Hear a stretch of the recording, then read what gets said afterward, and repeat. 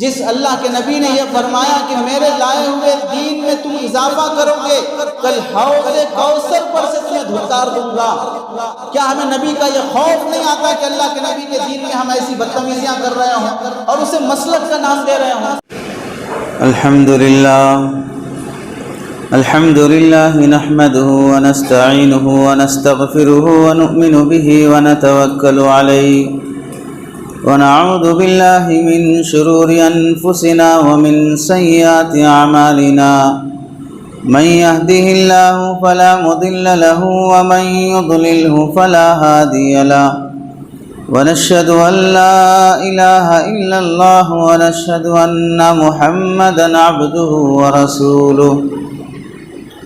أما بعد فقد قال الله تبارك وتعالى في القرآن المجيد والفرقان الحميد: أعوذ بالله من الشيطان الرجيم، بسم الله الرحمن الرحيم. إن عدة الشهور عند الله 12 شهرا في كتاب الله يوم خلق السماوات والأرض منها 4 حرم، ذلك الدين القيم، فلا تظلموا فيهن أنفسكم، صدق الله العظيم.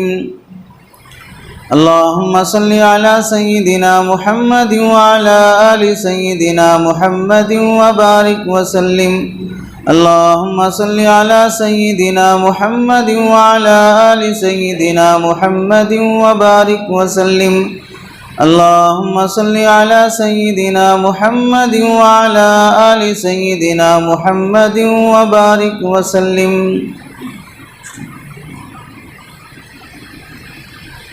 میرے محترم عزیزوں، بزرگوں اور دوستوں، قرآن مجید کی آیت کی روشنی میں آپ حضرات کے سامنے اس جمعہ جو بات عرض کرنی ہے وہ ہے ماہ رجب سے متعلق۔ رجب کا مہینہ اسلامی مہینوں میں سے 7واں مہینہ ہے۔ اب اس مہینے کی فضیلت، اس مہینے کی اہمیت، شرعی اور تاریخی حیثیت اور اس مہینے میں پائے جانے والے بدعات اور رسومات، کرنا کیا چاہیے اور کیا نہیں کرنا چاہیے۔ قرآن مجید میں اللہ رب العزت ارشاد فرماتے ہیں: ان عدت الشہور، مہینوں کی تعداد، عند اللہ، اللہ کے نزدیک، 12 شہرن، 12 مہینے ہیں، منہا 4 حرم، ان میں سے 4 مہینے اللہ نے بڑے محترم بنائے ہیں۔ درمیان میں فرمایا یوم خلق السماوات والارض، جس دن سے زمین آسمان بنے ہیں، یعنی سال کے 12 مہینے ہونا یہ اللہ رب العزت نے تب سے بنا دیا ہے جب سے زمین آسمان بنائے ہیں۔ اور زمین آسمان میں کوئی انسان حضرت آدم علیہ السلام یا کوئی اور آئے نہیں تھے، اسی وقت سے اللہ کا نظام سال کے 12 مہینوں کا تھا۔ یہ دنیا کے سائنسدان، دنیا کے مورخین یا امریکہ، یورپ، کوئی اور اپنے کو بہت ہوشیار سمجھنے والے لوگوں نے مل کر ہفتے میں کتنے دن ہونا، مہینے میں کتنے دن ہونا، سال میں کتنے مہینے ہونا، اور دن میں کتنے گھنٹے ہونا، اور 1 گھنٹے کے کتنے لمحے اور سیکنڈ ہونا، یہ انسانوں کا طے کیا ہوا نظام نہیں ہے، یہ اللہ رب العزت کا بنایا ہوا نظام ہے۔ تو اللہ فرماتے ہیں ان عدت الشہور، مہینوں کی تعداد اللہ کے نزدیک جب سے اللہ نے زمین آسمان بنائی ہے تب سے 12 مہینے اللہ نے بنائے ہیں۔ ان 12 مہینوں میں سے اللہ رب العزت نے 4 مہینوں کو محترم قرار دیا ہے، معزز قرار دیا ہے، اور اللہ کی مرضی ہے، جب 12 مہینوں کے بنانے والے بھی اللہ ہیں اور ان 4 مہینوں کو فضیلت دینے والے بھی اللہ ہیں، بنانے والا کسی کو افضل بنائے اور کسی کو مفضول بنائے، کسی کو بڑا مرتبہ دے کسی کو چھوٹا مرتبہ دے، تو اس کی مرضی ہے۔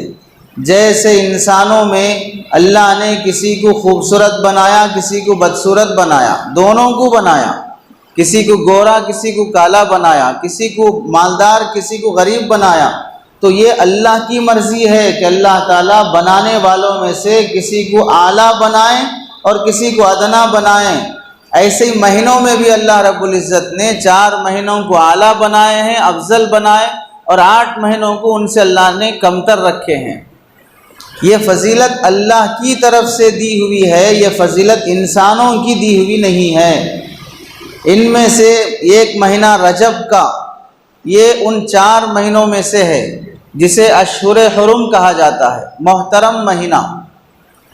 حضرت شاہ ولی اللہ محدث دہلوی رحمۃ اللہ علیہ کا قول معارف القرآن، مولانا ادریس صاحب کاندھلوی رحمۃ اللہ علیہ نے اپنی کتاب میں لکھا ہے۔ حضرت شاہ ولی اللہ محدث دہلوی رحمۃ اللہ علیہ فرماتے ہیں کہ اللہ نے ان 4 مہینوں کے اندر 2 حکم دیے ہیں۔ ایک حکم یہ ہے کہ ان مہینوں کا احترام کیا جائے، ان مہینوں کا احترام کیا جائے، احترام کے بدلے میں اللہ رب العزت ثواب بڑھا دیتے ہیں نیک اعمال کا۔ نیک اعمال عبادت جو بھی آپ کریں گے وہ پچھلے مہینوں کے مقابلے میں اس مہینے میں اللہ تعالیٰ ثواب بڑھا کر دیتے ہیں۔ دوسرا حکم ہے کہ اللہ رب العزت نے اس مہینے میں قتل و قتال کو حرام کر دیا ہے۔ ذی قعدہ، ذی الحجہ، محرم، ادھر 3 مہینے اور ادھر رجب کا مہینہ، یہ 4 مہینے محترم ہوتے ہیں۔ ذی قعدہ، ذی الحجہ، محرم اور ادھر یہ رجب کا مہینہ، 3 مہینے ایک ساتھ ہیں، ایک مہینہ الگ ہے۔ ان 4 مہینوں کو اللہ نے محترم بنایا۔ ان مہینوں کی قدر کرنا، ان میں گناہ نہیں کرنا، یہ ان مہینوں کا احترام ہے۔ کسی بڑے آدمی کے سامنے بے ادبی بدتمیزی نہیں کرنا، اس بڑے کا ادب احترام ہے۔ دنیاوی اعتبار سے بڑا ہو، دینی اعتبار سے بڑا ہو، بڑوں کا ادب احترام کرنا، ان کی تعظیم بجا لانا، یہ انسانیت اور اخلاق میں شمار ہوتا ہے۔ ایسے ہی اللہ نے جن مہینوں کو، جن دنوں کو، جن جگہوں کو، جن شخصیتوں کو عظمت بخشی ہے، ان کا ادب احترام بجا لانا یہ اخلاقی فریضہ اور کبھی دینی فریضہ اور شرعی حکم بن جاتا ہے۔ اللہ نے نبیوں کو ایک مقام دیا ہے، ان کا احترام بجا لانا ساری امت پر فرض ہے۔ اللہ نے مسجدوں کو ایک احترام بخشا ہے، مسجد کا احترام کرنا امت کا دینی فریضہ ہے۔ اللہ نے کعبۃ اللہ کو، مسجد حرام کو، مسجد نبوی کو ایک احترام بخشا ہے۔ کتابوں میں اپنے قرآن کو اللہ نے ایک مقام بخشا ہے۔ ان سب چیزوں کا احترام بجا لانا امت کا اخلاقی اور دینی فریضہ ہوتا ہے۔ حضرت مفتی شفیع صاحب رحمۃ اللہ علیہ نے معارف القرآن میں لکھا ہے کہ اس مہینے میں اللہ نے جو 2 حکم دیے تھے، ایک احترام کی نسبت سے قتل و قتال، شرعی قتل و قتال بھی، یعنی اللہ کے نبی کے زمانے میں، صحابہ کے زمانے میں دشمنوں سے جو جنگیں اصول آداب کے موافق ہوتی تھیں، اچانک مار دیے، موب لنچنگ کر دیے، کسی کو وہاں کڈنیپ کر دیے، فلاں کر دیے، ایسی چیز تو شریعت میں جائز ہی نہیں ہے۔ لڑنا بھی ہے تو شریعت میں یہ ہے کہ پہلے ہم پیغام بھیجیں گے اور یہ کہیں گے کہ آپ جس دھرتی پہ جی رہے ہیں اس دھرتی کے پیدا کرنے والے کو خدا مانو، جس نے تمہیں زندگی دی ہے اس کو خدا مانو۔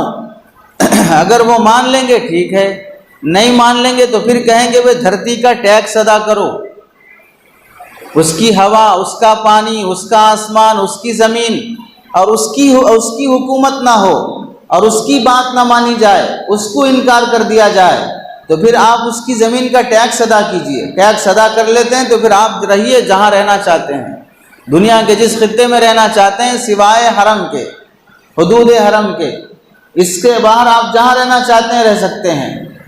اب اس کے بعد بھی اگر وہ نہیں مانتے ہیں تو پھر کہا جائے گا ٹھیک ہے کوئی دن طے کر لیجئے، آمنا سامنا ہو جائے گا، اور پھر وہ آمنا سامنا میدان میں، اور اس کی بھی ترتیب ہے، پہلے 2 کو آگے بھیجیں گے، پھر 3 آئیں گے، پھر اس کے بعد پوری فوج لڑے گی، اس طرح سے جنگ شروع ہوتی ہے۔ ایسا نہیں ہے کہ کوئی پلنگ کے نیچے اور کوئی بیڈ روم میں باتھ روم میں بیٹھ کر کہیں بم فٹ کر کے یہاں سے بٹن دبا رہا ہے اور کوئی اوپر سے میزائل پھینک رہا ہے، کب کہاں پڑے گا، کون مرے گا، اس میں بوڑھے مریں گے، بچے مریں گے، عورتیں مریں گی، بے قصور لوگ مر جائیں گے، کھیت کھلیان باغات سب تباہ ہو جائیں گے، جانوروں کا قصور نہیں ہے ان کو مار دیا جائے گا۔ یہ جنگ کا کوئی ڈھنگ اور طریقہ ہی نہیں ہوتا ہے۔ اسی واسطے اسلامی جنگوں میں مرنے والوں کی تعداد 0% ہے، بہت کم تعداد۔ اللہ کے نبی علیہ السلام کے 30 سے 32 غزوات ہیں سرایا کے ساتھ ملا کر، 30-35 جنگوں میں مرنے والے کتنے ہیں؟ 1000 سے 1500 کے درمیان، 1000 سے 1500 کے درمیان ہیں جن لوگوں کی جانیں گئی ہیں۔ اب بتائیے اگر جان لینا ہی مقصود ہوتا تو 30 جنگیں اگر ہوئی ہوں تو ان میں لوگوں کی اگر مرنے کی تعداد ہوتی تو کتنی زیادہ ہونی چاہیے تھی۔ اور اس کا اندازہ آپ ان لوگوں کی جنگوں سے کر لیں، ورلڈ وار اب فرسٹ، جو پہلی جنگ عظیم، دوسری جنگ عظیم، کروڑوں کی تعداد میں لوگ مارے گئے ہیں بے قصور، اور اس کے نقصانات اتنے دائمی رہے ہیں کہ جن زمینوں پر وہ جنگیں ہوئی ہیں آج بھی وہاں پر پیداوار نہیں ہو سکتی۔ اس کی ایک لمبی تاریخ ہے جنگ عظیم اول، جنگ عظیم دوم کی۔ تو اسلامی جنگوں کا نظام بہت شاندار نظام ہے۔ تو اللہ کے نبی علیہ السلام کے زمانے میں بھی جو اصول آداب سے جنگیں لڑی جاتی تھیں وہ جنگ بھی یہ مہینہ شروع ہونے کے بعد اب بند، وہ بھی نہیں لڑنا۔ دین اسلام کی خاطر، اللہ کی خاطر جو لڑا جاتا تھا وہ بھی نہیں لڑیں گے۔ یہ ایک پہلا حکم یہ ہے۔ دوسرا حکم یہ ہے کہ اس مہینے کا احترام بجا لائیں گے۔ احترام میں کیا کرنا ہے؟ گناہوں سے بچنا، یہ احترام ہے۔ تو یہ احترام اب بھی باقی ہے۔ ابن عادل حنبلی رحمۃ اللہ علیہ نے اپنی کتاب تفسیر اللباب میں لکھا ہے، اپنی کتاب میں لکھتے ہیں کہ پوری امت کا اجماع ہے کہ یہ محترم مہینے، رجب کا مہینہ اللہ کے نزدیک بڑا محترم ہے، اس کا احترام بجا لانے پر ساری امت کا اجماع ہے۔ اگر کوئی اس میں پہلے مہینوں کی طرح ہی گناہ گاری کی زندگی گزار رہا ہے، یہ مہینہ شروع ہونے کے بعد مہینے کی عظمت اور احترام میں کسی گناہ سے توبہ نہیں کر رہا، کسی نیکی میں اضافہ نہیں کر رہا ہے، نمازوں کے اہتمام میں پابند نہیں بن رہا ہے، تو گویا کہ وہ شخص پوری امت کے بڑے بڑے علماء، اللہ کے نیک لوگوں کے اجماع کے خلاف، یعنی یوں سمجھیے کہ حکومت سے بغاوت کرنے والا باغی جس طرح حکومت کی نظر میں نکسلیٹ بن جاتا ہے، ایسے ہی ان مہینوں کا احترام نہ کرنے والا پوری امت کے اجماع کے خلاف نکسلیٹ بن جاتا ہے، باغی بن جاتا ہے۔ احترام میں کیا کرنا کیا چاہیے؟ گناہوں سے بچنا، پہلے مہینوں کے مقابلے میں نیکیوں کا اضافہ کر دینا۔ دوسرا حکم تو منسوخ ہو چکا، قتل و قتال ان 4 مہینوں میں موقع آئے گا جب اللہ کی توفیق ہوگی، جب حالات درست ہوں گے، اس وقت کے علماء اور اس وقت کی تاریخ اور دانشور فیصلہ کریں گے، لیکن احترام اب بھی باقی ہے۔ اب اسے سمجھنے کے لیے سمجھیے کہ اللہ تعالیٰ نے زمان و مکان کے بدلنے سے عبادتوں کے اور معصیتوں کے مقام، مرتبے اور قباحت کو بڑھا دیا ہے۔ مثلا آپ نماز گھر میں پڑھیں گے، ایک نماز کا ثواب ایک ہی نماز، وہی نماز مسجد کے محلے کی مسجد میں پڑھیں گے 25 نمازوں کے برابر ثواب ملے گا جماعت سے پڑھنے پر۔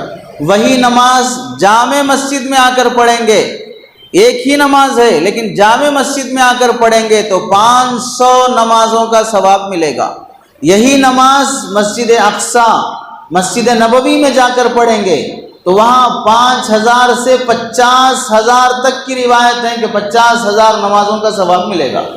اور ایک ضعیف روایت میں ہے کہ وہی نماز اگر کوئی آدمی ایک ہی نماز حرم میں جا کر پڑھتا ہے، مسجد حرام میں، کعبۃ اللہ میں، تو وہاں پر اللہ تبارک و تعالیٰ 1,00,000 نمازوں کے برابر ثواب دیں گے۔ نماز ایک ہی ہے، ظہر کی نماز آپ گھر میں پڑھو، ایک نماز کا ثواب، وہی نماز جگہ بدلنے پر ثواب بدلتے جا رہا ہے۔ روزہ آپ نفل روزہ کسی بھی دن رکھو، ایک روزے کا ثواب ایک ہے، یعنی 10 گنا اللہ بڑھا کے دیں گے۔ وہی روزہ اگر آپ عاشورہ کے دن رکھتے ہیں، وہی روزہ 9 ذی الحجہ کو رکھتے ہیں، وہی روزہ رمضان میں رکھتے ہیں، تو مہینہ بدل جانے سے، دل بدل جانے سے ثواب بھی بدل جاتا ہے۔ تو اللہ تبارک و تعالیٰ عبادتوں کے مقام کے بدلنے سے، راتوں کی عبادت نفلیں پڑھنا، آپ عام راتوں میں نفل پڑھیے، وہی شب قدر میں نفل پڑھیے، شب قدر کی عبادت کا ثواب بڑھ جاتا ہے۔ دن میں اشراق اور چاشت پڑھیے، رات میں تہجد پڑھیے، دونوں کے ثواب میں زمین آسمان کا فرق ہے۔ کیا وجہ؟ یہ دن کے ٹائم پہ پڑھے ہیں اور وہ رات کے ٹائم پہ پڑھے ہیں، وقت بدل جانے سے فضیلت بدل جاتی ہے۔ تہجد کا ثواب اشراق سے کئی درجے بڑھا ہوا ہے۔ حدیث میں یہاں تک ہے افضل الصلاۃ بعد الصلوات الفریضہ، فرض نمازوں کے بعد سب سے افضل نماز وہ تہجد کی نماز ہے۔ اس سے پتہ چلا جگہ بدلنے سے، وقت بدلنے سے عبادتوں کا مرتبہ مقام بدل جاتا ہے، بڑھ جاتا ہے۔ ایسے ہی ابن کثیر رحمۃ اللہ علیہ نے ابن عباس رضی اللہ تعالیٰ عنہما اور حضرت قتادہ رضی اللہ تعالیٰ عنہ کے حوالے سے نقل کیا ہے کہ جیسے عبادتوں کا مرتبہ و مقام بڑھ جاتا ہے، ایسے ہی گناہوں کی، معصیت کی قباحت بھی بڑھ جاتی ہے۔ اگر ان مہینوں میں اور ان جگہوں میں جہاں اللہ نے انہیں محترم اور معزز بنایا ہے گناہ کرو گے تو گناہوں کی شدت بھی بڑھ جائے گی۔ وہ گناہ اب معمولی گناہ نہیں رہے گا، بڑا گناہ بن جائے گا۔ جیسے مثال کے طور پر عام دنوں میں باہر نکلنا منع نہیں ہے، لاک ڈاؤن کے دنوں میں باہر نکلنا حکومت کی نظر میں جرم بن جاتا ہے، جبکہ اسی گلی میں نکل رہے ہیں، اور ریڈ زون میں نکلنا پھر اور بڑا جرم بن جاتا ہے، ماسک کے بغیر نکلنا اور بڑا جرم بن جاتا ہے۔ یہ سب وجہ کیا ہے؟ وقت بدل گیا ہے۔ نکلنا ہی ہے، لیکن یہ ٹائم پہ نکلنا اور معمولی ٹائم پہ نکلنا، اور جن علاقوں میں رات کے 10 بجے کے بعد نکلنا منع ہے وہاں نکلو گے، چبوترے آباد کرو گے تو پھر تمہاری پٹائی ہوگی، دھلائی ہوگی۔ نکلنا ہی ہے، لیکن ٹائم جب بدل جاتا ہے تو پھر اس کا حکم بھی بدل جاتا ہے۔ ایسے ہی آدمی جب ان مہینوں میں گناہ کرنے لگتا ہے تو گناہوں کی قباحت بھی بڑھ جاتی ہے۔ سڑک پہ کھڑے ہو کر بیڑی سگریٹ پینا، تمباکو گٹکا کھانا، مسجد میں بیٹھ کے بیڑی سگریٹ پینا، گٹکا تمباکو کھانا، اس کی قباحت شریعت بتانے کی ضرورت نہیں ہے۔ ہر عقل مند سمجھ سکتا ہے کہ کوئی آدمی مسجد میں سگریٹ پینا شروع کر دے تو اسے لڑنے مارنے پہ آ جائیں گے۔ وجہ کیا ہے؟ وجہ یہ ہے کہ بیڑی سگریٹ اگرچہ کہ حکم بدلا نہیں اس کے پینے کا، جس جگہ پی رہے ہو یہ جگہ محترم ہے۔ لڑائی جھگڑے لوگ کہاں نہیں کرتے ہیں، اب تو مسجدوں کو بھی نہیں بخشے ہیں، دین کے نام پہ جھگڑے ہو رہے ہیں، اسے بھی دینداری سمجھ رہے ہیں۔ مسجدوں میں جھگڑے کر لینے کو بھی دینداری سمجھ کے جھگڑے کر رہے ہیں، پلاننگ کر کے جھگڑے کر رہے ہیں، آوازیں بلند ہو رہی ہیں۔ حالانکہ مسجدوں میں نماز پڑھانے، بیان کرنے کی آواز کے سلسلے میں بھی فقہا فرماتے ہیں اتنی آواز سے کرو جتنے لوگ ہیں، جتنے لوگوں تک آواز جانا ہے، ورنہ یہ مائک جو لگا کے بیان کر رہے ہیں پورا اوپر کا مائک آن کر کے پورے محلے کو کیوں نہیں سنا سکتے؟ وجہ یہ ہے کہ جن لوگوں کو طلب ہے، جو لوگ یہاں مسجد کے حدود میں ہیں انہی کو سنایا جائے گا، اس سے باہر نہیں جائے گی۔ یہ دین کی بات کے آداب کے خلاف ہے کہ جو دھو رہا ہے، نہا رہا ہے، گانے سن رہا ہے، کپڑے دھو رہا ہے، سب کر رہا ہے، آپ اسے مائک لگا کے زبردستی سناؤ۔ انلزمکموہا وانتم لہا کارہون، تم خود سدھرنا نہیں چاہتے، ہم زبردستی سے تمہیں سدھاریں گے۔ ہم اتنے پھکٹ میں سدھارنے والے نہیں ہیں۔ اللہ فرماتے ہیں انلزمکموہا وانتم لہا کارہون، ہم زبردستی تمہیں ہدایت تھوپ دیں، کلمہ پڑھنا نہیں چاہ رہے، ایمان لانا نہیں چاہ رہے، مسلمان بننا نہیں چاہ رہے، صحیح ڈھنگ کے انسان بننا نہیں چاہ رہے، زبردستی سے ہم انسان بنا دیں، یہ ہم نہیں کریں گے کام۔ دماغ دیے ہیں، گوبر اور حلوے میں فرق کر رہے ہو، کیوں کیسے فرق کر رہے ہو؟ یہ دماغ سے کر رہے ہو۔ ایسے ہی حق اور باطل میں فرق کرو، صحیح اور غلط میں فرق کرو۔ تو مسجدوں میں جھگڑے ہو رہے ہیں، تو جھگڑا جہاں بھی کرو وہ ایسا ہے کہ اللہ کے نبی نے فرمایا اس طرح لے کر حجام سر بھگو کر پورے بال مڑانے پر چکنی ہنڈی بن جاتا ہے، ایسے ہی جو آدمی جھگڑا کرتا ہے اس کی پوری نیکیوں سے وہ چکنی ہنڈی بن جاتا ہے۔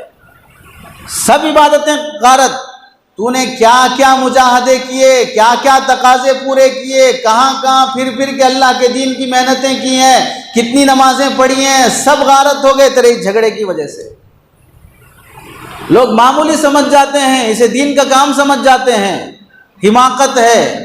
اللہ کے نبی علیہ السلام نے فرمایا اگر تم حق پر ہو اس کے باوجود بھی جھگڑا چھوڑ دو، تم ناحق نہیں ہے۔ جیسے بعض لوگ بولتے ہیں حق پہ ہیں بھئی ہم کہیں کو نہیں لڑتے، اللہ کے نبی فرما رہے ہیں جو حق پہ ہے اسی کو بول رہے ہیں، تو حق پہ ہے، تجھ سے کہا جا رہا ہے کہ تو حق پہ ہونے کے باوجود اپنا جھگڑا چھوڑ دے۔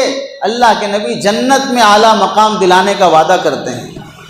یہ فضیلت یاد نہیں رہتی، یہ دینداری یاد نہیں رہتی، دوسری دینداریاں یاد رہتی ہیں، چونکہ وہاں نفس اپنا قابو میں نہیں آتا، وہاں نفس اپنا قابو میں نہیں آتا۔ قصے بیان کرو تو جھوٹے قصے بھی بیان کر لیں گے۔ حضرت علی رضی اللہ تعالیٰ عنہ جنگ میں ایک یہودی سے لڑ رہے تھے، وہ اس کے سینے پہ سوار ہو گئے اور اس نے غصے میں آ کے حضرت علی پہ تھونک دیا، فوراً سینے پہ سے اٹھ کے آ گئے۔ اسے تعجب ہوا کہ اس نے کہا کہ کیوں اس وقت تو تمہیں مار دینا چاہیے تھا، تو حضرت علی نے فرمایا نہیں، اب تک میں تو اللہ کے لیے لڑ رہا تھا، اب تیرے تھونکنے کے بعد میرے نفس نے غصے میں آیا اور مجھے خیال ہوا کہ اب میں ماروں گا تو میرے نفس کے لیے لڑوں گا، اللہ کے لیے نہیں لڑوں گا۔ بڑے شاندار قصے ہیں، حالانکہ جھوٹا قصہ ہے، تاریخ میں ہے ہی نہیں ایسا کوئی قصہ۔ بعد میں پورا واقعہ یہ لکھا ہے کہ حضرت علی دوبارہ جا کر پھر اسے قتل کیے ہیں، اور یہ واقعہ شیعہ کی کتاب میں لکھا ہوا ہے، اہل سنت والجماعت کی کتابوں میں لکھا ہوا ہی نہیں ہے، شیعہ کی کتابوں کا واقعہ ہے، پورا واقعہ بھی نہیں ہے۔ بعد میں حضرت علی جا کر اس کو قتل کرتے ہیں ان کی کتابوں کے حساب سے، بولتے ہیں تو بڑے شاندار طریقے سے بولتے ہیں، لیکن اپنا غصہ قابو میں کرنے کو نہیں ہے۔ بولنے کے کچھ اور ہیں، کرنے کے کچھ اور ہیں، ہاتھی کے دانت کھانے کے کچھ اور ہیں، دکھانے کے کچھ اور ہیں۔ تو جیسے جھگڑے کی قباحت بڑھ جاتی ہے، کہاں لڑ رہے ہو، مسجد میں جھگڑے کر رہے ہو، اب وہ جھگڑا اللہ کے نزدیک بڑا مذموم ہو جاتا ہے، بڑے ناراض ہو جاتے ہیں اللہ تبارک و تعالیٰ۔ اسی واسطے اللہ کے نبی نے فرمایا وَارْتَفَعَتِ الْأَصْوَاتُ فِي الْمَسَاجِدِ، قیامت کی علامتوں میں سے ایک علامت جیسے نکلے ہوئے لوگ پیدا ہوں گے، دجال نکلے گا، وہ دابا نکلے گا، وہ فلاں نکلے گا، شکیل نکلے گا، فیاض نکلے گا، الگ الگ نمونے نکلیں گے، اسی میں سے ایک یہ بھی ہے مسجدوں میں جھگڑے بھی شروع ہو جائیں گے۔ یہ قیامت کی علامتوں میں سے ہے، قیامت کی نشانیوں میں سے ہے، اور معمولی سمجھ رہے ہیں۔ اللہ کے نبی علیہ السلام اگر جھگڑا کر کے لڑ کے کعبۃ اللہ حاصل کرنا ہوتا تو کیسے حاصل نہیں کر سکتے تھے؟ پورا خاندان میں سے 60% لوگ تو نبی کے مکہ میں تھے، لیکن کتنی جنگیں ایسی ہیں جو اللہ کے نبی علیہ السلام نے مصالحت سے فرمائی ہے، صحابہ نے مصالحت سے طے کیا ہے، اس کی تاریخ، اس کا موضوع، اس کا مقصد ہی الگ ہے۔ تو اس واسطے جگہ بدلنے سے بھی گناہوں کی قباحت بدل جاتی ہے۔ ایک کپڑے کا ٹکڑا جس سے تم نے اپنا کرتا پیجامہ سلایا، وہی کپڑے کی تھان سے ایک ٹکڑا لے کر قرآن مجید کا جزدان بنایا، اب وہ قرآن میں لپٹ کر رکھا ہے، اور وہی کپڑا تم اپنے جسم پہ کرتا پیجامہ بنا کر سیے ہو، کبھی تمہارا پیجامہ گر گیا، اٹھا کر آنکھوں کو لگاؤ گے؟ وہی جزدان گر جاتا ہے تو آدمی احترام سے رکھتا ہے۔ وجہ کیا ہے؟ نسبتوں سے مقام مرتبہ بدل جاتا ہے، نسبتوں سے مقام اور مرتبہ بلند ہو جاتا ہے۔ اسی طرح اللہ تعالیٰ کو ان مہینوں سے نسبت حاصل ہے کہ اللہ نے ان مہینوں کو محترم بنایا ہے۔ محترم بنانے کے لحاظ سے اب تقاضا یہ ہے کہ آدمی گناہوں سے بچے اور ان مہینوں میں نیکیاں زیادہ کرے۔ یہ تھی ماہ رجب کی شرعی حیثیت کہ اللہ کے نزدیک یہ مہینے محترم ہیں، ان میں گناہوں سے توبہ کرنا۔ اسی واسطے خاص طور سے قرآن میں اللہ نے فرمایا فَلَا تَظْلِمُوا فِيهِنَّ أَنفُسَكُمْ، ان مہینوں میں اپنے آپ پر ظلم مت کرو۔ حالانکہ ظلم 12 مہینے بھی حرام ہے، لیکن خاص طور سے اللہ اس مہینے میں فرماتے ہیں ان مہینوں میں اپنے آپ پہ ظلم مت کرو۔ یہ بڑے محترم مہینے ہیں. جیسے کوئی آدمی کہتا ہے کہ بھئی رمضان کے مہینے میں تو کم از کم نماز مت چھوڑو، رمضان کے مہینے میں تو کم از کم یہ صحیح ڈھنگ سے تجارت کرو. حالانکہ صحیح ڈھنگ سے تجارت کرنا 12 مہینے بھی ضروری ہے، نماز کا اہتمام کرنا 12 مہینے میں بھی ضروری ہے، کم از کم اس مہینوں میں تو کر لو. ایسے اللہ فرماتے ہیں ظلم سے بچنا 12 مہینے ضروری ہے. فلا تظلموا فیہن انفسکم، کم از کم ان مہینوں میں تو بچو. اور اللہ کا کرم یہ ہوتا ہے کہ جو لوگ ان مہینوں میں احترام کا خیال رکھتے ہوئے گناہوں سے بچتے ہیں، نیکیوں کا اہتمام کرتے ہیں، اللہ انہیں بقیہ 8 مہینوں میں بھی نیکیوں کی توفیق دیتے ہیں. اسکول میں 10 سال پڑھے، 15 سال پڑھے، وہ 10 سال 15 سال کی ٹریننگ سے ہی آج ریٹائرڈ ہونے تک بیٹھ کے کھا رہے ہیں. تو جیسے ایک جگہ کی مسلسل محنت سے آدمی زندگی بھر کما کے کھاتا ہے، ایسے ہی چند خاص مہینوں میں خاص محنت کر لینے سے بقیہ مہینوں میں بھی اللہ تعالیٰ اس لائن کی توفیق دے دیتے ہیں.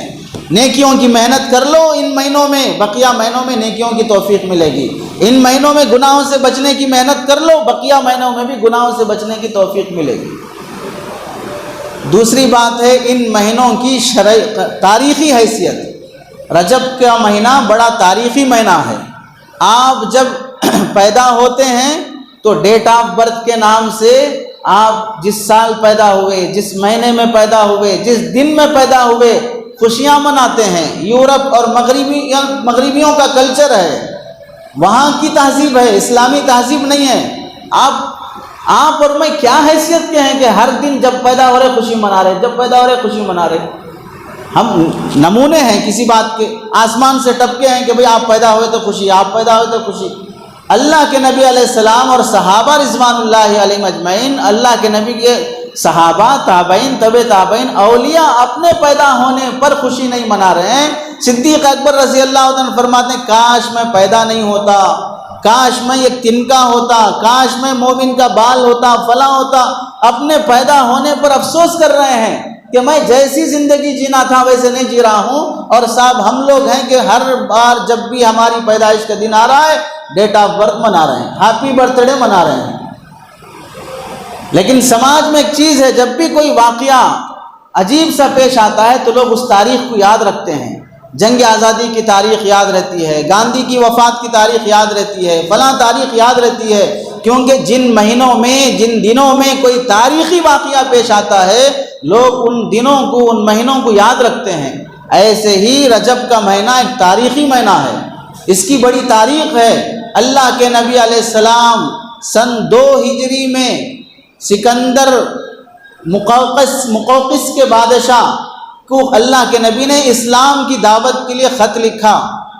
مقوقس کو اللہ کے نبی نے خط لکھا، اسلام کی دعوت دی اسے کہ میں نبی ہوں، اسلام کی دعوت دیتا ہوں. تفصیلی خط لکھا. اللہ نے اس بندے کو ہدایت دی، اس نے خط کا بڑا احترام کیا اور اللہ کے نبی کے خط کے جواب میں بڑی عزت بھرا خط لکھا اور نبی کو ہدیے تحفے بھیجے. 2 باندیاں بھیجی.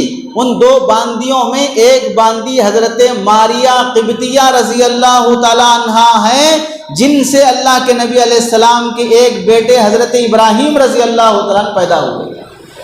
وہ رجب کے مہینے میں اسی بادشاہ کی بھیجی ہوئی باندی تھی اور اس بادشاہ نے شہد بھیجا، مصر کے بہترین کپڑے بھیجے، آئینہ بھیجا، کنگھی بھیجا، بہت سے 1000 مسقال سونا بھیجا اللہ کے نبی علیہ السلام کے ہدیے اور تحفے میں.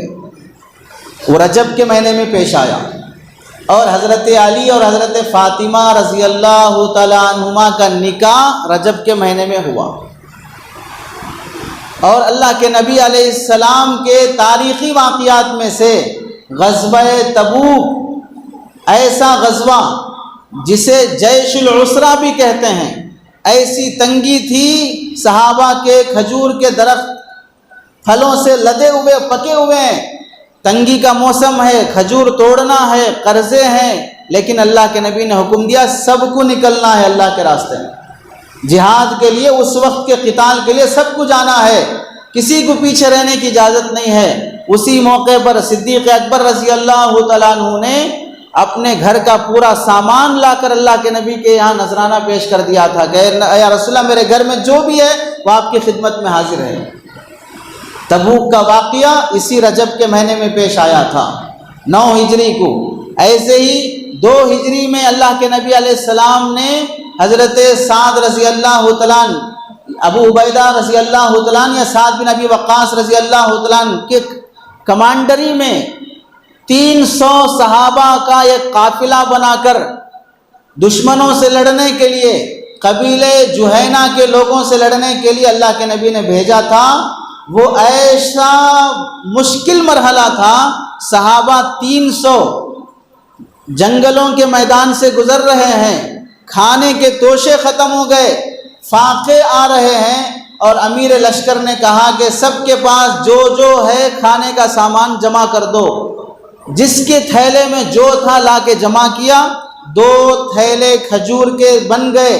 اب امیر لشکر نے وہ 2 تھیلے کھجور رکھ لیے، روزانہ 300 صحابہ کو ان 2 تھیلوں میں سے ایک کھجور دیتے تھے۔ لڑنے والے مجاہدوں کو دن میں 1 کھجور دے رہے ہیں بس کھانے کے لیے۔ رجب کے مہینے میں یہ قافلہ نکلا قتال کے لیے۔ صحابہ میں سے حضرت جابر رضی اللہ تعالیٰ عنہ سے کسی نے پوچھا دن بھر میں 24 گھنٹے میں 1 کھجور کھا کے کیسے رہتے تھے آپ لوگ؟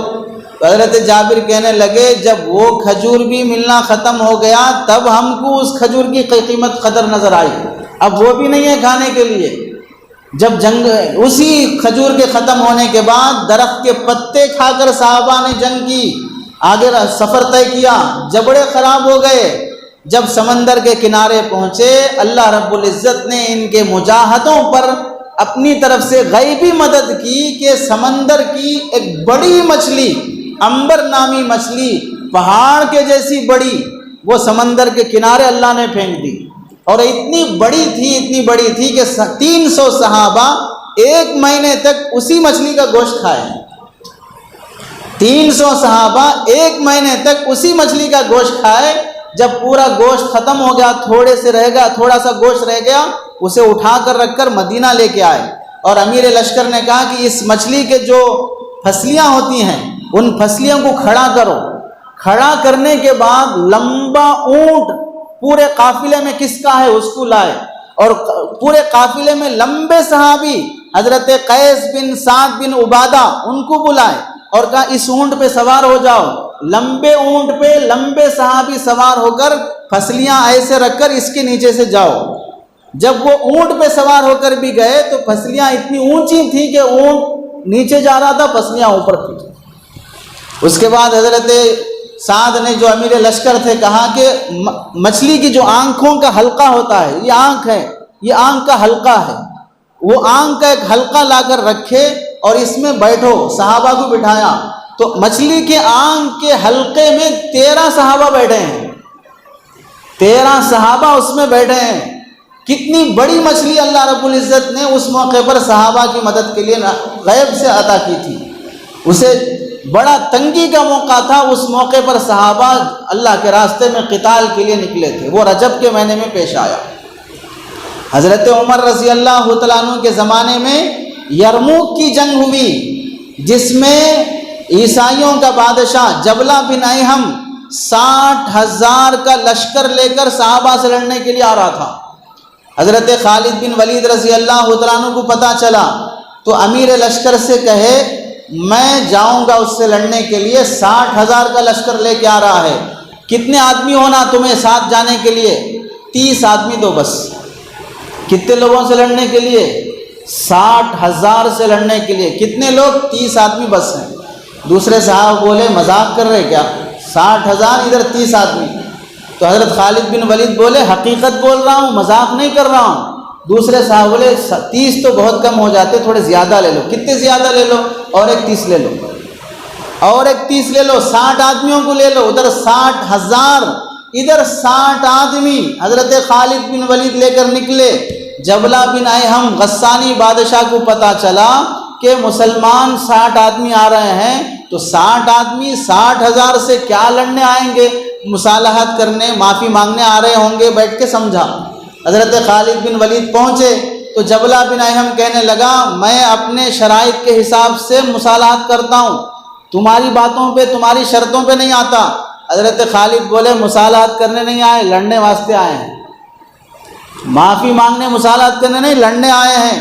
تعجب سے پوچھا 60 آدمی ادھر 60,000 لڑنے کی بات کرتے ہو؟ تو حضرت خالد بن ولید نے کہا ہمارا ایک تمہارے 1000 کے برابر ہے، ہمارا ایک تمہارے 1000 کے برابر ہے، آزمانا ہے تو دیکھ لو۔ جبلہ بن احم نے کہا گھیر لو سب کو اور فوراً جنگ شروع کرو۔ وہیں 60 کے مجمع کو چاروں طرف سے 60,000 نے گھیرا، اور تاریخ گویا یوں بولتی ہے کہ دیکھے دیکھے تک یہ 60,000 مر جائیں گے، لیکن صحابہ کی نعرے تکبیر کی گونجیں جو وہاں پر اٹھی ہیں اور گردنیں جو اس وقت دشمنوں کی کٹی ہیں، صبح سے لے کر شام تک پورے لشکر میں سے 10 صحابہ شہید ہوئے، اور ادھر دشمن کے 5,000 آدمیوں کی گردنیں کٹی۔ شام ہونے کے بعد جب میدان چھٹا، سب کو تعجب ہے کہ 60 آدمی مل کر 60,000 سے مقابلہ، ادھر 5,000 مر گئے اور ہزاروں زخمی ہو گئے، اور ادھر صرف 10 آدمی شہید ہوئے ہیں، صرف 10 آدمی شہید ہوئے، اور 50 ایسے ایکٹیو ہیں کہ دشمن تھک ہار کے ہانپ رہا ہے، پانی مانگ رہا ہے، اور صحابہ ایسے ہیں کہ گویا ابھی میدان میں کودے ہیں۔ جب شام کو صحابہ کا یہ منظر اور یہ جذبہ دیکھا، ان کا یہ ایکٹیو پن دیکھا، تو دشمن کہنے لگے ہم ان سے نہیں لڑ سکتے، عافیت اسی میں ہے کہ ابھی پیٹ پھیر کے بھاگو۔ رات کے اندھیرے میں جبلہ بن احم اپنے وہ 60,000 کے لشکر کو لے کے بھاگا۔ یہ تھی مسلمانوں کی شجاعت، جو رجب کے مہینے میں یہ واقعہ پیش آیا۔ ایسے ہی صلاح الدین ایوبی، جس کا نام ہم نے بار بار سنا ہے، مسلمانوں کا وہ مجاہد، فلسطین اور بیت المقدس فتح کرنے کے لیے 583 ہجری میں اپنا لشکر لے کر جو گئے تھے، وہ رجب کے مہینے میں گئے تھے، اور رجب کے مہینے میں اللہ رب العزت نے فلسطین کی فتح عطا کی تھی۔ دمشق کی جنگ بڑی مشہور جنگ ہے، جو حضرت عمر رضی اللہ عنہ کے زمانے میں فتح ہوئی۔ جنگ کا واقعہ پیش نہیں آیا، لیکن ایک بڑی تفصیل ہے اس کی۔ وہ دمشق کی فتح بھی اللہ کے نبی علیہ السلام کے صحابہ کو اللہ نے رجب کے مہینے میں عطا کی تھی۔ ایسے دسیوں واقعات ہیں تاریخی جو اللہ نے رجب کے مہینے میں عطا کیے ہیں۔ یہ تھی رجب کی تاریخی حیثیت۔ اب تیسری بات ہے رجب کے مہینے میں کرنے کے کام اور نہیں کرنے کے کام۔ رجب کے مہینے میں کرنے کے کام کیا ہیں؟ دعاؤں کا اہتمام۔ حضرت امام شافعی فرماتے ہیں 5 راتوں میں اللہ دعائیں قبول کرتے ہیں۔ رجب کی پہلی رات چلی گئی، اس رات میں اللہ دعا قبول کرتے ہیں، اور علماء نے لکھا ہے اگر اس رات کو دعا نہیں کر سکے، اب بھی اگر دعا کر لو گے اللہ تعالیٰ دعا قبول کر لیں گے۔ جمعہ کی رات، عید الفطر کی رات، عید الاضحیٰ کی رات، شب اور نصف شعبان کی رات، نصف شعبان 15ویں شعبان کی رات، ان 5 راتوں میں اللہ تبارک و تعالیٰ دعائیں قبول کرتے ہیں۔ اس واسطے رجب کے مہینے میں دعاؤں کا اہتمام، اور رجب کے مہینے میں کسی خاص عقیدے کا اعتقاد رکھے بغیر روزوں کا اہتمام۔ محترم مہینہ ہے، عبادت کا ثواب بڑھ جاتا ہے، اس واسطے دوسرے مہینوں میں روزے رکھنے کے مقابلے میں اس مہینے میں روزے رکھنے کا اہتمام کر لیں گے۔ کیا ملے گا؟ جو عام مہینوں میں ثواب ملتا تھا اس سے تھوڑا زیادہ ملے گا۔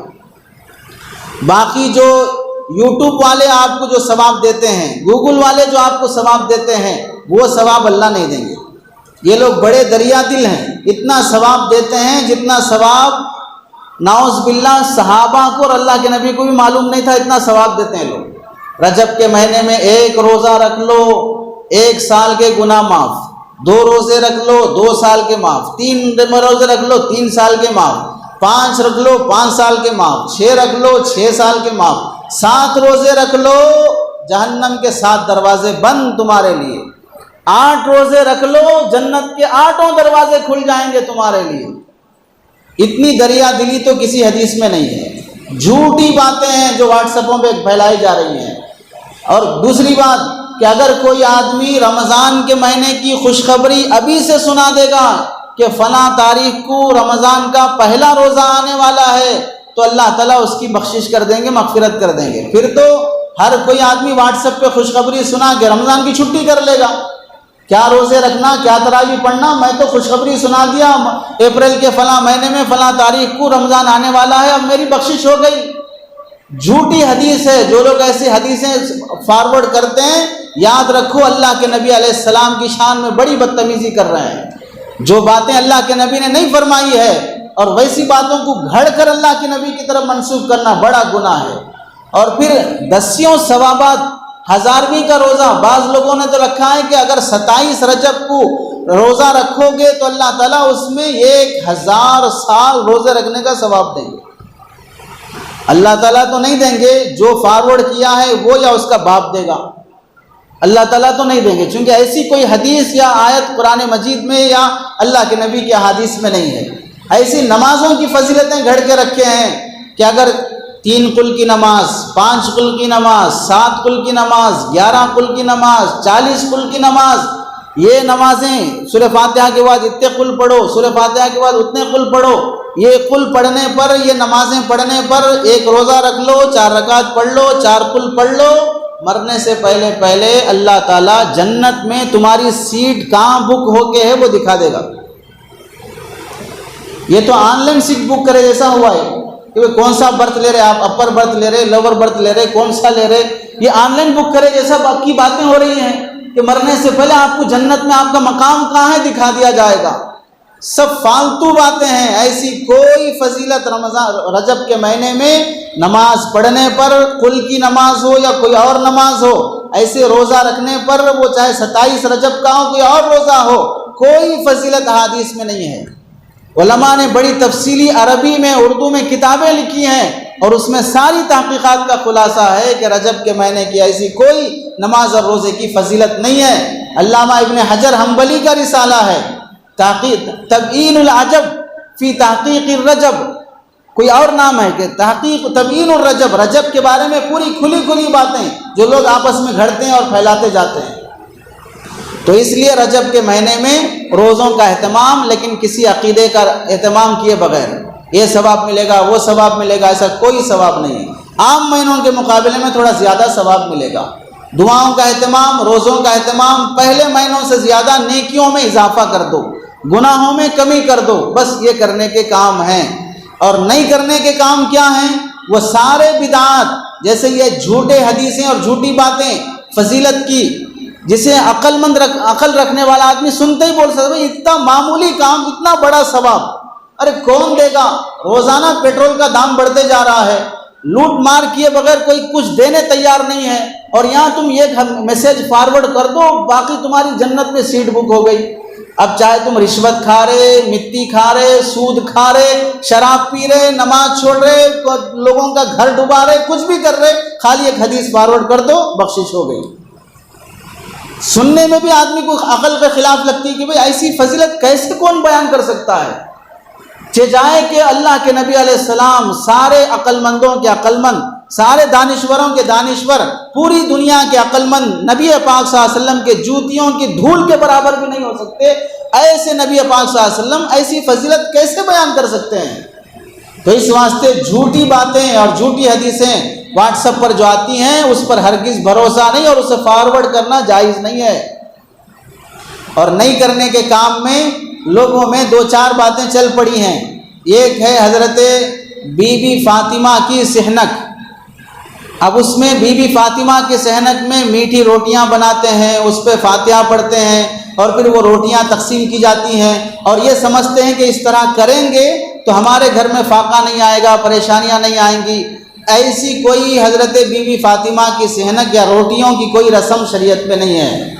اور ایسے ہی تبارک کی روٹیاں، رجب میں میٹھی روٹیاں یا پھیکی روٹیاں یا کھاری روٹیاں کیسی بناتے ہیں، اس کے بعد اس پر 21 مرتبہ سورہ ملک تبارک الذی پڑھ کر دم کرتے ہیں، اور وہ روٹیاں تقسیم کر کے پتہ نہیں کیا عقیدہ رکھتے ہیں کہ اس سے کیا مل جائے گا، قبر کے عذاب سے محفوظ ہو جائیں گے۔ ایسی کوئی فضیلت ایسی روٹیوں پہ نہیں ہے۔ جیسے عام مہینوں میں ہوٹلوں میں گھر پہ ٹکا کے روٹیاں ہضم کرتے تھے، ویسے اس مہینے میں بھی روٹیاں کھانا ہے، نہیں کھانا ہے، بس کوئی روٹی کی کوئی فضیلت نہیں ہے اس مہینے کی۔ ایسی تیسرا بہت مشہور کام ہے وہ 22 رجب کے کنڈے، یہ تو مشہور ہے سب لوگوں کے نزدیک، اور اس پر تو ہم شاید تیسری مرتبہ آپ کو سنا رہے ہیں رجب کے کنڈوں کی جو من گھڑت کہانی جو لوگوں نے گھڑ کے رکھی ہے کہ 22 رجب کے کنڈوں سے متعلق، اور بعض یہ کسی بھی مسلک سے پوچھ لو، ہم ان کے خلاف ان کے خلاف نہیں بول رہے ہیں، کسی بھی مسلک والوں سے جا کے پوچھ لو رجب کے کنڈوں کی کچھ حیثیت شرعی اعتبار سے ہے کیا، جو بھی تمہیں بتائے اسے کتاب کا حوالہ پوچھو، بھائی فلاں کتاب میں ہمارے جو بڑے کتاب لکھے ہیں ان کی وہ کوئی کتاب ہمیں دکھا دو۔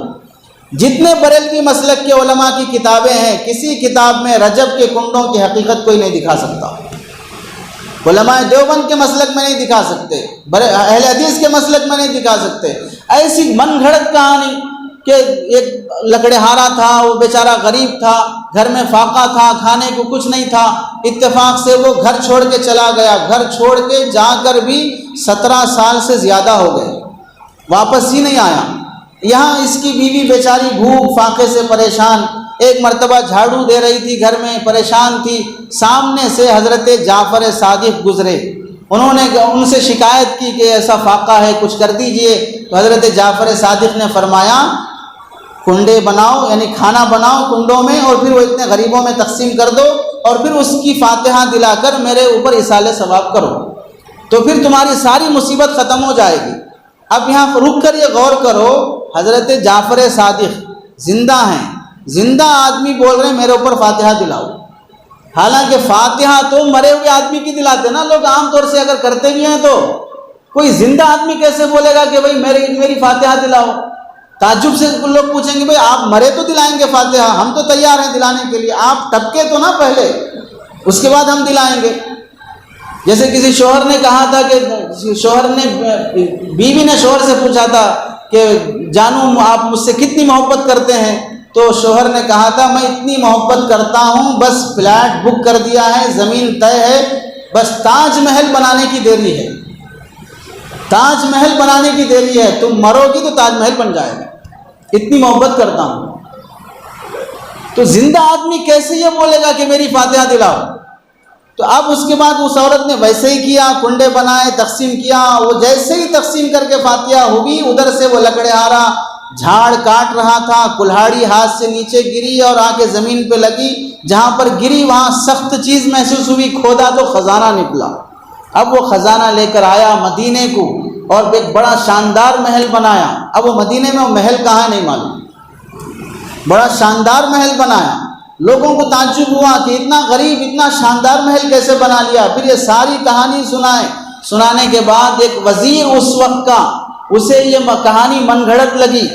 اب جب اسے من گھڑت لگی تو اس نے اور اس کی بیوی نے انکار کر دیا کہ نہیں یہ سب جھوٹی کہانی ہے، فالتو ہے، تو فوراً اللہ کی پکڑ آ گئی۔ جیسے آج کل میسج بھیجتے ہیں کہ کسی نے مدینے میں خواب دیکھا کہ ان کے خواب میں حضرت زینب رضی اللہ تعالیٰ عنہ آئے اور آ کر یہ بولے کہ نبی نے فرمایا سارے مسلمانوں کو میسج کر دو وہ 5 وقت کی نماز کا اہتمام کریں، فلاں کریں۔ ارے بھائی 5 وقت کی نماز کا اہتمام کرنے کے لیے حضرت زینب خواب میں آ کے بولنا، وہ تو اللہ بولے سوئیں پہلے سے، یہ خواب میں آ کے بولنے کی ضرورت کیا ہے؟ اور جو آدمی یہ میسج 25 آدمیوں کو بھیجے گا وہ اتنے دن کے اندر گھر میں کوئی نہ کوئی برکت دیکھ لے گا، جو نہیں بھیجے گا اتنے دن میں اس کے گھر میں کچھ نہ کچھ ہو جائے گا۔ میسج آ رہا ہے جا رہا ہے، کسی گھر میں کچھ بھی نہیں ہو رہا ہے۔ اس میسج کی وجہ سے کسی کی موت ہوئی ہو دکھا دو، اس میسج کی وجہ سے کوئی آدمی ترقی پہ آیا ہو دکھا دو۔ ایسی فالتو باتیں لوگوں نے گھڑ کے رکھی ہیں جس کی کوئی سر ہے نہ پیر ہے۔ اب جب وزیر نے اس کی بیوی نے انکار کر دیا تو اللہ کی پکڑ آ گئی کہ وزیر چوری میں پکڑا گیا، بادشاہ اسے جیل میں ڈال دیا، اور پھر اس کے بعد بادشاہ کا بیٹا بادشاہ اور اس کی وزیر کی بیوی کو شہر سے باہر کر دیا۔ اتفاق سے وزیر پیسے لے کر کھانا کھانے کے لیے مارکیٹ میں آیا، مارکیٹ سے خربوزہ خریدا، کھانا کھانے آ کے خربوزہ خرید رہا ہے، وہ خربوزہ لے کر تھیلی میں لے کے جا رہا ہے، پولیس پکڑ لیے، کھول کے دیکھے تو خربوزہ نہیں تھا، بادشاہ کے بیٹے کا سر تھا اس میں۔ اب شہزادہ کو قتل کر دینے کی جرم میں اس کو لے جا کے جیل میں ڈالے، کل صبح پھانسی کا فیصلہ، رات میں دونوں افسوس کرنے لگے، وزیر تھے، وزیر کی بیوی تھی، جیل میں کیسے آ گئے؟ پھر معلوم ہوا کہ ہم نے وہ لکڑہارے کے واقعہ کنڈوں کے قصے کو ہم جھوٹا بولے، اس کی پکڑ میں آ گئے تو فوراً منت مانی، جیل سے چھوٹ گئے تو ہم بھی کنڈوں کی رسم کرتے، جیسے منت مانی ادھر شہزادہ مل گیا، وہ تھیلی کا خربوزہ بن گیا. اب وزیر واپس اپنی سیٹ پہ آ گیا. اس زمانے میں کسی ڈائریکٹر کو بلا کے دیں گے تو اچھی فلم بن سکتی ہے. من گھڑت کہانی، اس پر پھر کنڈوں کی رسم مسلمانوں میں. یاد رکھو، سننے میں تو بڑی ایسی دکھ رہی ہنسی مذاق کی بات، لیکن اگر غور کرو گے تو 22 رجب وہ ہے جس میں حضرت معاویہ رضی اللہ تعالیٰ عنہ کی وفات ہوئی ہے. جس دن صحابی رسول کی وفات ہوئی ہے اس دن کو خوشی کا دن منا کر لوگ کھانا بنا کے کھلاتے ہیں. کھانا کھلانا خوشی کے موقع پر ہوتا ہے. غم کے موقع پر جو لوگ کھانا کھلاتے ہیں وہ 1 نمبر کے پاگل اور بے وقوف ہیں. زیارت کا کھانا، وہ 10ویں کا کھانا، 40ویں کا کھانا، ارے کوئی عقل میں آتی بھی ہے بات کہ کھانا کس موقع پر کھلایا جاتا ہے؟ غم کے موقع پر جس کا بیٹا، جس کا بھائی، شوہر انتقال ہو گیا، اس سے کھانا کھایا نہیں جاتا. شریعت یہ بولتی ہے کہ بیچارے کو کھانا کھایا نہیں جاتا، وہ پکائے گا کہاں سے؟ جس کے گھر میں کوئی انتقال ہو گیا ہے 3 دن تک تم اس کے گھر کھانا بھیجو، اسے کھلاؤ بیچارے کو، وہ غم میں ڈوبا ہوا ہے. اب اسے کھلانے کی شریعت ترغیب دیتی ہے. یہاں پر لوگ کیا کر رہے ہیں؟ جس کے گھر میں انتقال ہوا ہے اس کے گھر میں زیارت کا کھانا، 10ویں کا کھانا، 40ویں کا کھانا جا کے کھا رہے ہیں. اور اتنی غلیظ رسم ہے، اتنی غلیظ بات ہے جو لوگ اس طرح مرنے پر کھلاتے ہیں. اگر اسے ہم کھلے انداز میں بولیں گے تو جو لوگ دعوتوں میں بن بلائے مہمان بن کے آتے ہیں ان کی تو عید ہے. بن بلائے مہمانوں کی تو عید ہے. جس کے گھر میں کوئی ٹپکا اور اس کے گھر میں کھانا بن کے زیارت کا یہ وہ شروع ہو گیا، کھانے کی دعا پڑھنے سے پہلے وہ دعا کرے گا اللہ اس کے بعد کسی اور کو ٹپکا، تاکہ نیکسٹ دعوت اسی دعوت میں بک ہو جائے، اس گلی میں، اس گھر میں یا کہیں اور، تاکہ یہ کھانے کا سلسلہ چلتا رہے، گھر کا خرچ بچتا رہے. کیونکہ بن بلائے مہمان ہے صاحب. تم جب مرو بھی تو کھلاؤ، جیو بھی تو کھلاؤ، خوشی میں کھلاؤ، غم میں کھلاؤ، تو آدمی کو سوچنا چاہیے یہ غم میں کھلانے کا کیا مطلب رہے گا.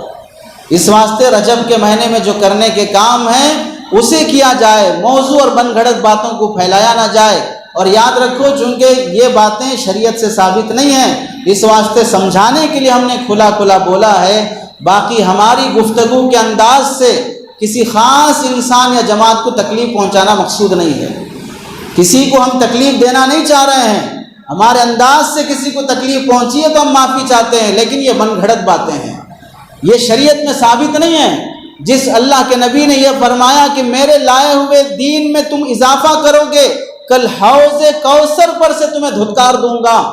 کیا ہمیں نبی کا یہ خوف نہیں آتا کہ اللہ کے نبی کے دین میں ہم ایسی بدتمیزیاں کر رہے ہوں اور اسے مسلک کا نام دے رہے ہوں؟ تو اس لیے اس انداز سے کہا گیا ہے. باقی شریعت کی روح سے جو حیثیت ہے وہ بتا دی گئی ہے، کسی کا دل دکھانا مقصود نہیں ہے. عجیب باتیں گھڑتے ہیں لوگ.